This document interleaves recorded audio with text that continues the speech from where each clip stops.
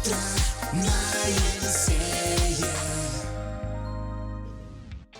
Ничто так лучше не рассказывает нам об окружающем мире без слов, как дорожные знаки.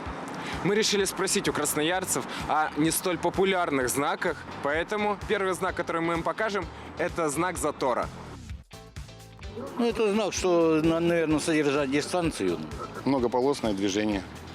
Ну что, вот так парковаться, может быть, надо? Пробка, наверное.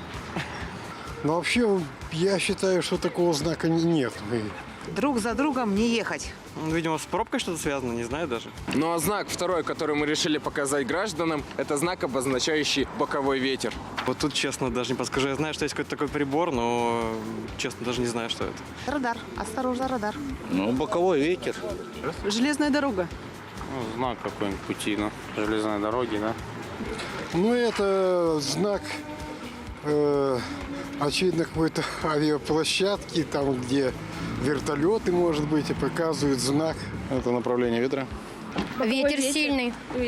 А третий знак родом из Дании, обозначающий, что вас могут обокрасть. Осторожно, воры. Запрет пересечения дороги в неположенном месте. Перебегают дорогу. Воры какие-то. С мешком нельзя бежать, короче. Тащить что-то. Воровать. Я считаю так. Не уверен, не беги. Мошенники, воры, что-то такое. Вот мы узнали мнение красноярцев. Теперь осталось узнать ваше мнение, уважаемые ведущие. Как вы думаете, что это за знак?